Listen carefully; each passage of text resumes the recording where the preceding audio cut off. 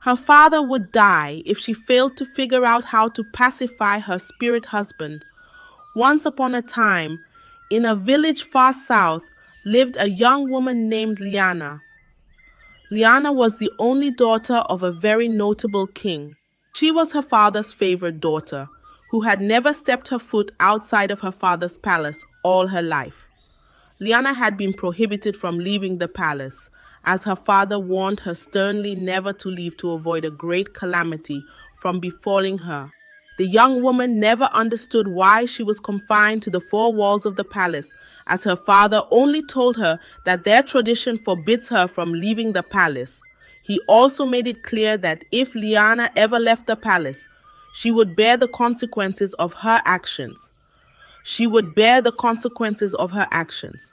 All her life, Liana wondered how her village looked, as all she had grown up to see were the palace grounds. The palace itself was an architectural marvel, adorned with intricate carvings of ancient deities and vibrant murals depicting the history of their ancestors. One day, Liana overheard some palace maidens talking about the upcoming village festival, which was a few days away. She wondered what it would feel like to be present at the festival, and the thought of this beclouded her thinking. Liana then decided to go against her father's wishes by attending the festival in a bid to satisfy her curiosity. Liana dressed like a palace maiden to disguise herself as she snuck out of the palace grounds unnoticed. She trailed the other maidens, who were all heading to the festival ground, as her heart raced in excitement. They arrived at the festival ground, and Liana was confronted by a multitude of people who were merrying and dancing under a canopy of brightly colored flags. The air was filled with the aroma of roasted yams and spiced meats from the food stalls that lined the festival square. This filled her with so much joy as she joined in the jubilation. Liana was finally happy to be free, as all her life she had never witnessed freedom of this magnitude. She danced to her heart's content and bumped into a very handsome man who smiled and asked if she was new to the village, as he had never seen her before. Liana smiled and was about to reply to the handsome man, when suddenly the man held his throat as though he was about to choke. The young man then fell to the ground, and when the villagers ran to check on him, they confirmed that he was dead. Liana, on seeing what had happened, rushed back to the palace before anyone would notice that she was away. By morning, the news of the young man's mysterious death spread around the village, reaching the ears of the king, who wondered what could have killed the vibrant young man. Word then began to circulate that the young man died at the hands of a witch who dressed like a palace maiden. They had seen him talking to a strange girl when he collapsed, and everyone pointed to the palace for answers. The king and his cabinet all wondered who this palace maiden was, and called an emergency meeting of the maidens in the palace to ascertain who the culprit was. After hours of interrogation, none of the maidens owned up to what had happened, and the king, in anger, proclaimed that all the maidens be sent into the forest of the ancestors. This was a way to ascertain who the liar was. In their village, when a person commits a heinous crime and they deny ever committing such a crime, they are sent into the forest of the ancestors. If, after a few days, they return alive, then it will be evident that they were telling the truth all along. But if they never return, then it will be clear to everyone in the village that they were lying. The forest of the ancestors was an eerie, ancient woodland filled with towering trees and whispers of unseen spirits. Liana overheard her father's decision to send the palace maidens into the forest of the ancestors. She was too scared to own up to what she did, so she kept quiet and did nothing. The maidens were then sent into the forest of the ancestors, and after a few days they all returned unharmed. Liana, unsure of what would happen to her if her father realized that she was the maiden he was looking for, locked herself up in her room and never came out. A few days passed, and a palace maiden came in to inform Liana that her father had requested her presence. Lyanna's heart raced as she walked gently to her father's throne room. When she arrived in her father's presence, she met her father, the king, who asked how she was doing following all the recent happenings in their kingdom. Her father then went on to reveal that her freedom was so close. He told her that the time had come for her to choose her groom, as only then would she be free to leave the palace. Liana was extremely happy to hear this.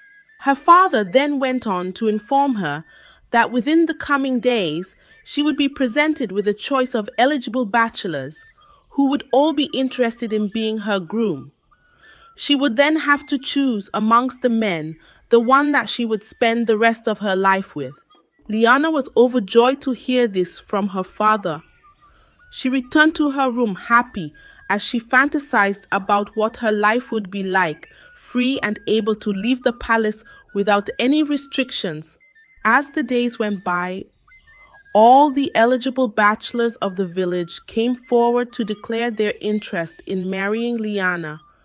They all could not wait to finally see what she looked like, as she had been an illusion to them all their lives. The day of the unveiling arrived, and Liana was dressed in a very beautiful dress. The dress was adorned with golden embroidery and delicate beads that glistened in the sunlight, making her appear almost ethereal. She looked so beautiful and could not wait to see the men that wanted her for a wife. She waited in her chamber patiently till her father called out for her at the banqueting hall. Liana walked gracefully into the hall, and when the young men set their eyes on her, they all fell to the ground and fell into a very deep sleep. All efforts to wake them up proved abortive, so their families came in and carried them away. Everyone, including the king, froze as they watched the young men being taken away. This was the beginning of Liana's nightmare. She ran as fast as she could away from the banqueting hall, screaming in terror. Liana could not understand what was happening, so she locked herself up in her room as she shook in fear.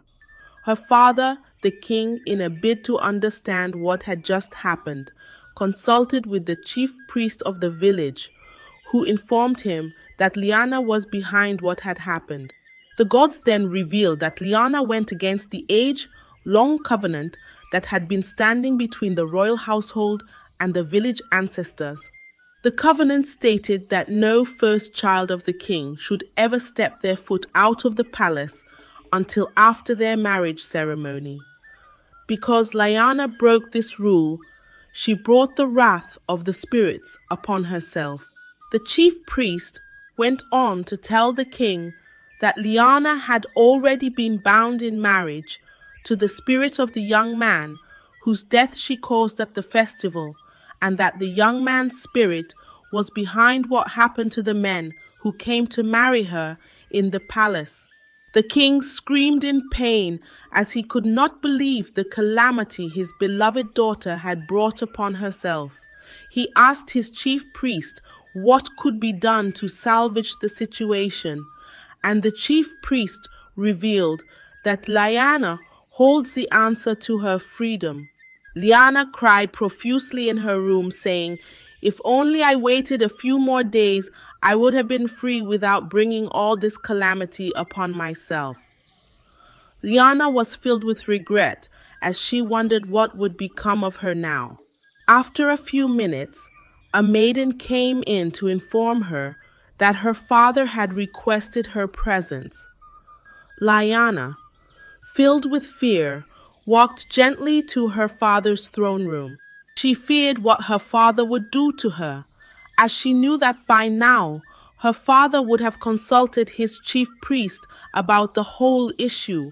"You left the palace grounds against my instruction," the king said, with disappointment written all over his face. "I am sorry, father. I heard of the village festival and wanted to experience it for myself," Liana said, as she began to weep profusely. Her father, still disappointed, informed her that she was now married to the spirit of the young man whose death she caused at the festival, and that the young man was the one behind what happened today at the palace. Liana could not believe her ears. "How is this possible, father?" she asked, with confusion written all over her face. Her father explained to her that, according to the age-long covenant, anyone that breaks the covenant and steps his or her foot out of the palace would be cursed, and that anyone who takes an interest in them will die. They will then be bound in marriage with the person's spirit. Liana was puzzled and asked her father what she could do. Her father then revealed to her that she held the answer to her freedom.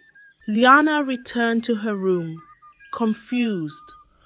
She stared blankly into the distance, lost in her own thoughts. She could not believe all that her father had said and decided to sleep, hoping that she would wake up from this terrible nightmare. Liana drifted into a very deep sleep. In her dream, she met the man from the festival in the forest as he smiled and walked towards her. The forest was eerily quiet, with a mist that gave the surroundings an otherworldly glow. Lyanna found herself so agitated in the dream as she rebuked the man, asking him to leave her alone, as he had ruined her entire life. This infuriated the young man, who stormed out on her angrily, causing Liana to wake up from her dream. Liana woke up so angry and made up her mind to deal with the man if he ever appeared to her in her dreams again. That same night, the young man appeared to Liana once again, and this time Liana slapped him so hard, warning him never to appear to her in her dream. For weeks, Liana had a peaceful sleep as she never saw the man again. This was such a relief to her. One morning, Liana was still asleep in her room when a maiden rushed in to inform her that her father was dying. Liana ran as fast as she could, and when she arrived at her father's chamber, she met the chief priest, who told her that her father would die if she failed to figure out how to pacify her spirit husband. Lala was shocked to hear this and pleaded with the chief priest to help her, as she did not want her father to die. The chief priest then told her to go make peace with her spirit husband, because if she failed to do so, her dear father, the king, would die. Liana returned to her room, panicking as she began to plead with the spirit not to kill her father.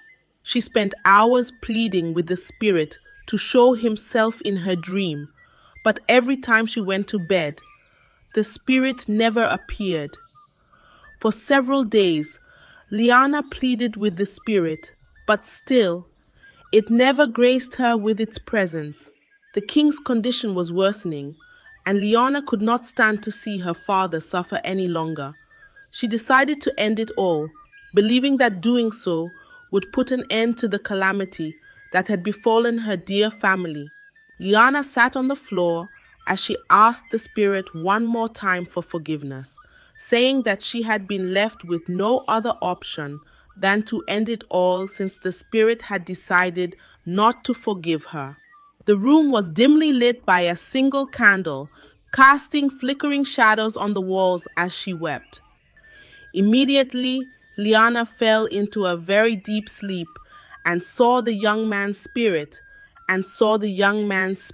in the forest. The spirit told her never to kill herself, saying, "He who is dead wishes to be alive, and you should never take that which you cannot give." This brought Liana to tears as she apologized to the spirit from her heart, asking him to forgive her for what she did unknowingly. Liana also pleaded with the spirit to release her from the bond of marriage and spare the life of her dear father, as well as the young men who were still sleeping in their various homes. The spirit, sensing that Liana was genuinely sorry, forgave her and granted all her wishes. Liana was so grateful to the spirit as she thanked him for his forgiveness. She woke up so happy and rushed off to her father's chamber to notify him of what had just happened.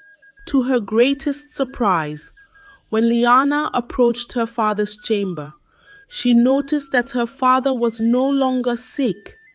Joy filled her heart as the dark days were finally over. That was how Lyanna regained her freedom and was no longer tied in marriage with the spirit. She lived the remainder of her life happily as she finally got married to a prince from a faraway village. The story of Liana teaches us a profound lesson about the importance of patience and the consequences of our actions.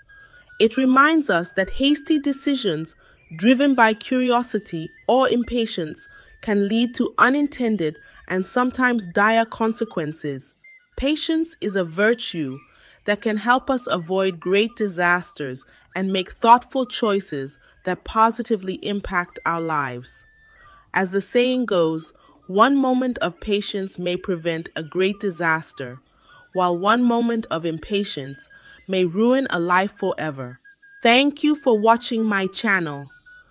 Don't forget to like, comment, and subscribe. Stay tuned for more interesting and captivating videos. See you in the next story. Bye. Mr. Richard Coleman was a man who appeared to have everything in this world: a booming business empire, a luxurious lifestyle, and respect from his peers. At 45 years old, he stood as one of the wealthiest men in the country, managing an empire so vast that his name was synonymous with success. Yet, behind his charming smile and tailored suits, Richard's life was hollow. He was often alone, surrounded by riches yet starved of genuine companionship. His personal life was an endless cycle of fleeting relationships, with no one to come home to after a long day at work. He would often ask himself, in the privacy of his thoughts, is this all there is to life? Richard was a complex man, a brilliant leader, but flawed in his personal dealings. He had three close friends: Michael, his longtime personal doctor, who often doubled as his confidant; Thomas, his loyal driver of over a decade; and Samuel, his co-worker and someone he trusted with difficult decisions at the company. The four had an unbreakable bond between them, frequently gathering at their favorite hotel in the heart of the city to enjoy lively banter and unwind from life's stresses. It was a Friday evening, and the four friends sat at their usual table in the grand dining hall of the hotel. The atmosphere was relaxed, filled with the murmur of conversations and the soft clinking of cutlery. Chandeliers overhead cast a warm glow, reflecting off the polished wooden tables and the sparkling crystal glasses. Richard sipped his wine, his eyes scanning the room lazily. Michael, ever observant, leaned back in his chair and smirked. "Richard, I think it's time we address the elephant in the room," Michael said, setting down his glass of whiskey. "What elephant?" Richard replied, raising an eyebrow. Thomas chuckled. "Come on, boss. You're 45 years old and you're still living like a bachelor. You switch women like you change cars." Richard grinned but said nothing. Samuel joined in, nudging Richard playfully. We all know you're a master businessman, Richard, but what's the point of having all this money if you've got no one to share it with? Have you thought about settling down? Richard rolled his eyes. Oh, not this again. Why does everyone keep pushing this marriage agenda on me? Because Thomas said, leaning forward, you're not getting any younger. Look at yourself, boss. You've built an empire, and yet here you are, dining with us instead of sharing this table with a wife. I don't need anyone, Richard replied, waving them off. I'm perfectly fine on my own. Besides, how do you even know if someone really loves you? Most women just see me as a walking bank account. Michael sighed, his tone softening. Maybe not all women are like that, Richard. You just have to look for the right one. Though Richard brushed off his friend's comments, their words lingered in his mind as he drove home that night. His penthouse apartment was as grand as they came, a sprawling space with floor-to-ceiling windows that offered a breathtaking view of the city skyline. The decor was sleek and modern, with plush furniture and abstract artwork adorning the walls. But as he stepped inside, the silence was deafening. He poured himself a drink from the well-stocked bar in the corner and stood by the window, staring out at the glittering city lights. Maybe they're right, he thought, sipping his whiskey. Maybe it's time I find someone. The next few weeks passed uneventfully, but the idea of settling down began to take root in Richard's mind. He decided to make an effort, attending a few social events and mingling more than usual. That's when he met Olivia. Olivia was nothing like the women Richard usually dated. She was graceful, intelligent, and had a warmth that drew people to her. They met at a charity gala where Olivia was volunteering to help raise funds for underprivileged children. The grand ballroom was adorned with elegant decorations, and the hum of conversation filled the air as attendees mingled, sipping champagne. Good evening, Richard said, approaching her with his signature charm. Olivia looked up and smiled politely. Good evening. I'm Richard Coleman. He introduced himself, extending a hand. I know, Olivia said, shaking his hand. You're hard to miss at an event like this. I'm Olivia, just Olivia, he asked playfully, raising an eyebrow. Olivia laughed softly. Olivia laughed softly. Olivia Bennett, but no fancy titles like you. Richard chuckled, impressed by her confidence. What brings you here tonight, Olivia? I volunteer with the organization, she explained. We're raising funds for a project to build schools in rural areas. Richard was intrigued. He spent the rest of the evening talking to her, genuinely interested in her passion for helping others. By the end of the night, he felt a connection he hadn't felt in years. Richard didn't waste any time. Over the next few weeks, he courted Olivia with a determination that surprised even himself. He took her out to elegant dinners, introduced her to his friends, and even attended some of her volunteering events, a stark departure from his usual routine. Thomas was the first to notice the change. Boss, you're smiling a lot these days, he teased one morning as he drove Richard to work. Am I? Richard replied, glancing at Thomas through the rearview mirror. Yes, and I think I know why. It's Olivia, isn't it? Richard didn't respond, but the faint smile on his face said it all. After several months of dating, Richard decided to take the plunge. He proposed to Olivia in a private moment at his penthouse, with the city lights twinkling behind them. He knelt down on one knee, the soft glow of the chandelier casting a warm light over them, and presented her with a diamond ring. Olivia Bennett, he said, his voice steady. "Will you marry me?" Olivia was taken aback, tears welling up in her eyes. "Richard, this is so unexpected. I know we haven't been together for long. Richard, I'd never met anyone like you. You've brought something into my life that I didn't even know I was missing. Will you do me the honor of being my wife?" Olivia smiled, nodding through her tears. "Yes, Richard, I'll marry you." The wedding was a grand affair, held in a stunning ballroom adorned with cascading floral arrangements and glittering chandeliers. The event was attended by the city's elite, as well as Olivia's close friends and family.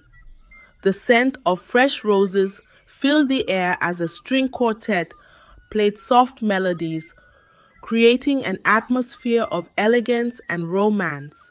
Olivia's radiant smile lit up the room as she walked down the aisle, her white gown shimmering under the soft glow of the chandeliers.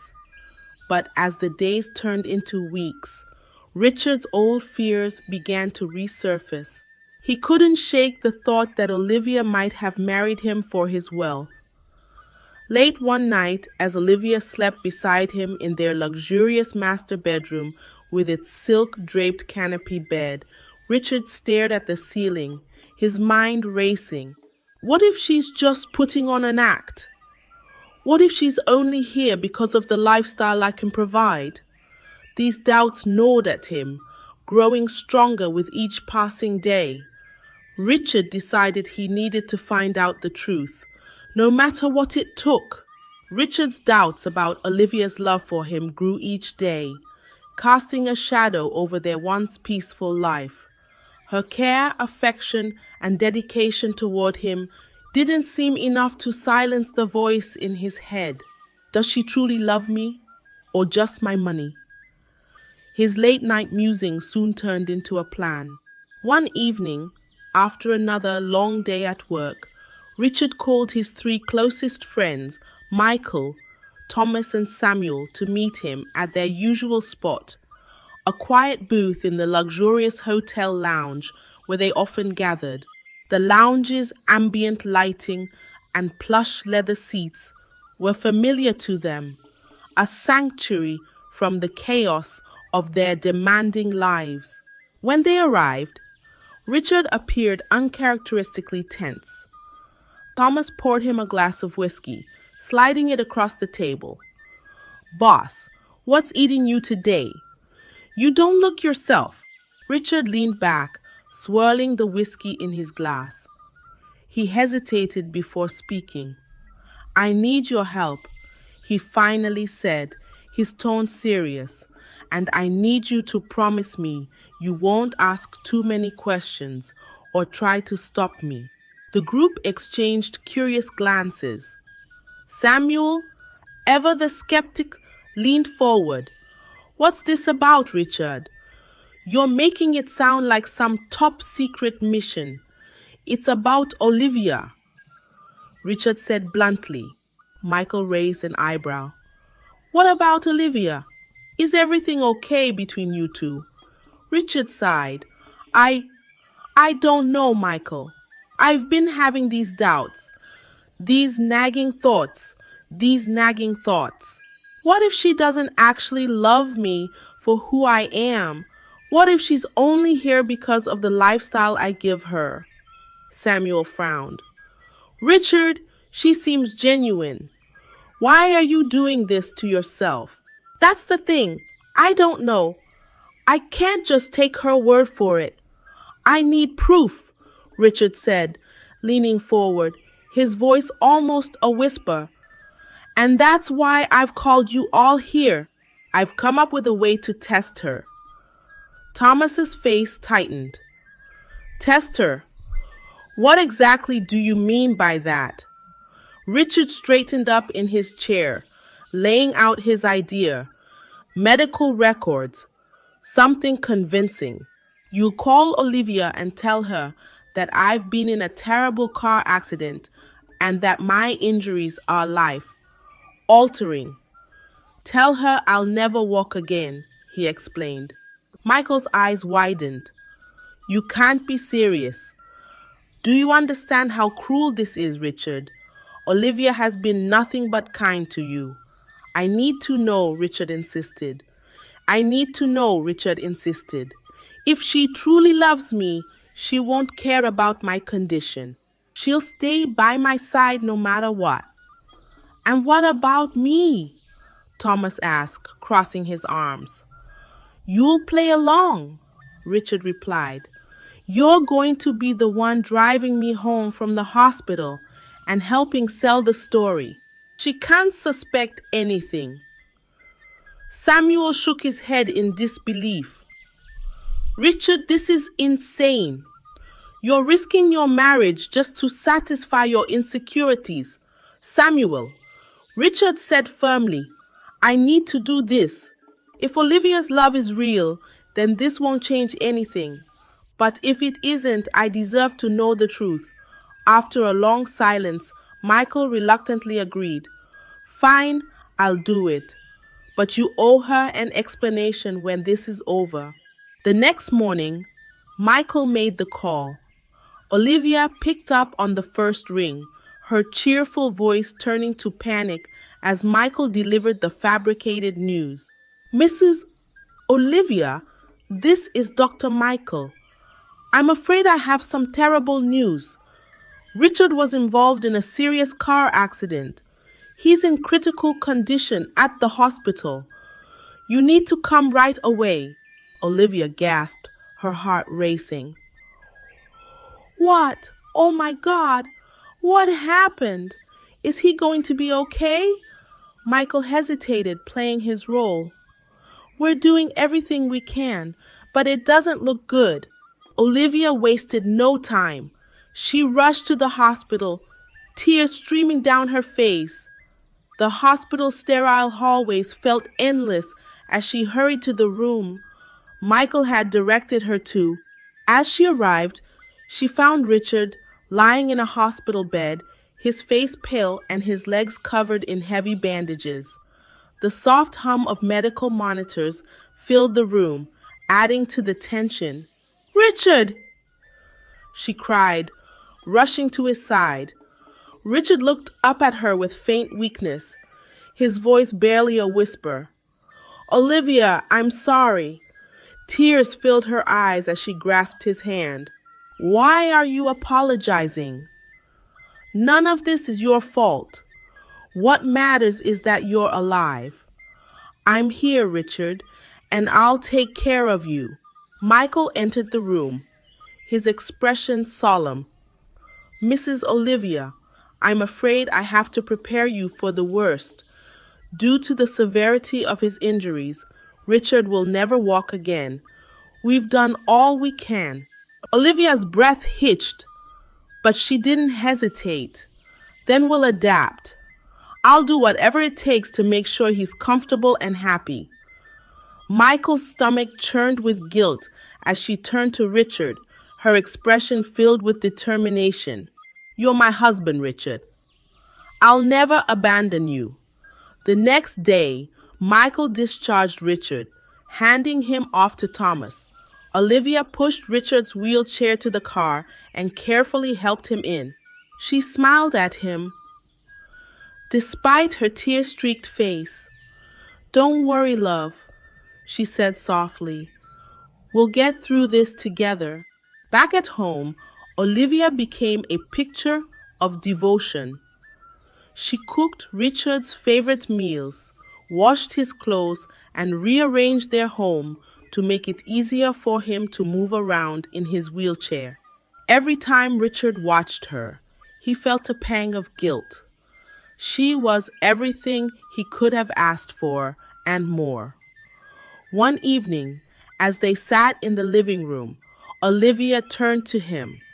Richard, she began, do you remember our wedding vows? I promised to love you in sickness and in health. That promise wasn't just for the good times. It's for times like this too. Richard's throat tightened. He nodded but said nothing, his guilt building as the days turned into weeks. 2 months later, Richard sat with his friends at their usual hotel. His voice was heavy as he spoke. "She's passed every test I've thrown at her," he admitted. "She takes care of me like nothing's changed. I think maybe I've been wrong about her all along." Samuel leaned back in his chair, a satisfied look on his face. "Told you, Richard, not every woman is out for your money." Thomas nodded in agreement. "She loves you, boss. That's clear as day." But Michael wasn't so quick to celebrate. "If you think this test was enough, Richard, you need to tell her the truth. She deserves to know." Richard sighed, knowing Michael was right. But just as he was starting to accept Olivia's love, Samuel had another suggestion. "A second test," Samuel said. "What if we take this a step further?" Samuel asked, a mischievous glint in his eye. Richard looked at him curiously. "What do you have in mind?" Samuel leaned forward, his voice low. "We'll see if she's truly faithful. Let's hire someone to test her loyalty. Someone she doesn't know. If she rejects him, then you'll know for sure." Though part of Richard felt it was unnecessary, the insecurities buried deep in his heart whispered otherwise. "All right," he said finally.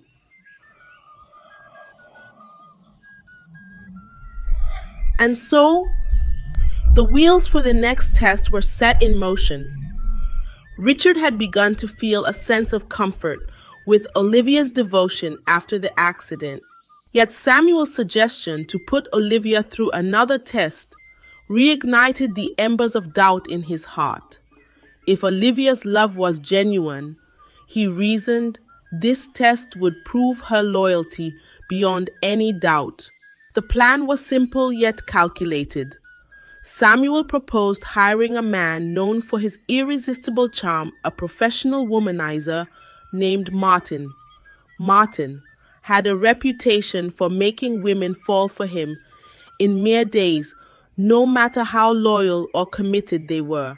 If Olivia stayed faithful, Richard promised himself he would trust her completely and put his insecurities to rest. "Are you sure this is necessary, Samuel?" Richard asked one evening as they sat in their usual corner of the lounge. Samuel leaned back, crossing his arms. "Absolutely. Look, you said you wanted to know for sure, didn't you? Martin's the guy for the job. If Olivia doesn't fall for his tricks, then there's nothing left for you to doubt." Thomas frowned, hesitant. "This feels wrong. Olivia has proven herself. Why do you have to keep testing her, Richard?" Richard didn't answer immediately. He looked down at his glass of whiskey, then muttered, "Because I have to know if she's the one. I need to be sure." Samuel pulled out his phone. "I'll set it up. Martin will accidentally bump into her at one of the places she volunteers. From there, we'll see how she reacts." It was a breezy afternoon when Olivia first encountered Martin. She was sorting through boxes of donated clothes at the community center when a tall, striking man with an easy smile strolled up to her. "Excuse me, miss," he began, his voice smooth and confident. "Do you work here?" Olivia looked up, brushing a stray strand of hair from her face. "I volunteer here. Yes. How can I help you?" Martin flashed a disarming grin. "I'm donating some items, but honestly, I'm impressed by what you're doing here. It's not every day you see someone giving so much of their time and energy for others." Olivia smiled politely. It's no big deal, really. Just trying to help where I can." For the next few minutes, Martin lingered, asking her questions about her work and casually weaving in personal comments. "You must have a good heart," he remarked. leaning slightly closer. Not many people would dedicate themselves like this. Olivia thanked him, but kept the conversation professional. Over the next few days, Martin showed up at the community center more often. At first, it was under the guise of donating or asking about volunteer opportunities, but as time went on, his intentions became clearer. One afternoon, he found Olivia on her lunch break, sitting on a bench outside. He approached her with 2 cups of coffee. "I thought you could use a break," he said, handing her one of the cups. Olivia hesitated before accepting it. "That's very kind of you. Thank you." As they talked, he began subtly steering the conversation toward more personal topics. "So, Olivia, do you do this full time, or do you have a family to take care of?" Olivia smiled and held up her hand, showing her wedding ring. "I'm married, actually. My husband's name is Richard." Martin's smile didn't falter. "Lucky guy," he said smoothly. "Still, I bet you don't get much time for yourself. You're always taking care of others, aren't you?" Olivia laughed lightly. "I'm happy with my life. My husband supports me in everything I do, and that's all I need." Undeterred, Martin continued to lay his charm on thick over the coming week. From compliments to offering to help her with her work, he did everything he could to win her over. But Olivia never wavered. Each time he pushed the boundaries, she shut him down gently but firmly.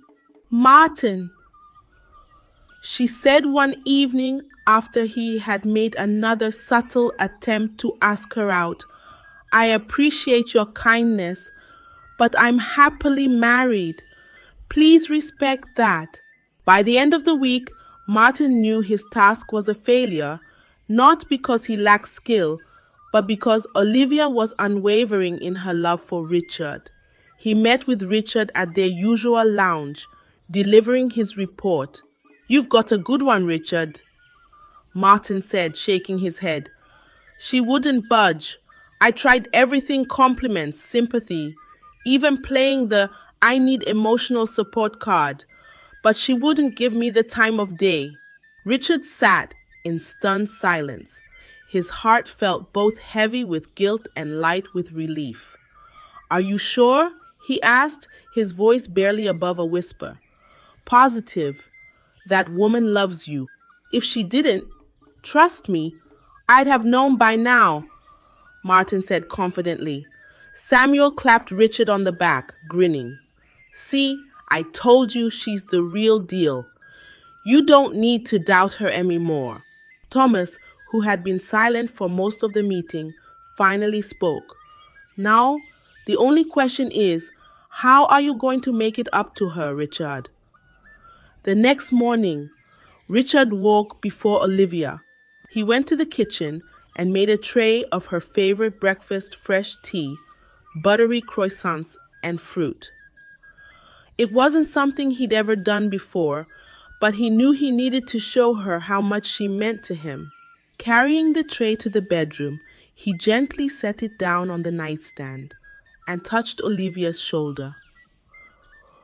"Good morning, love," he said softly. Olivia stirred, opening her eyes slowly. "Richard, what's all this?" Richard sat down beside her, taking her hand in his. Olivia frowned in confusion. "For what?" Richard took a deep breath. "Olivia, there's something I need to tell you, something I should have told you a long time ago." He explained everything: his doubts, the fake accident, and even the man he had hired to test her. As he spoke, Olivia listened in silence, her expression unreadable. When he finished, Richard looked at her nervously. "I was wrong to doubt you," he said earnestly. "You've been nothing but loyal and loving, and I didn't trust that. I'm so sorry. Can you forgive me?" Olivia was silent for a moment, then let out a small laugh.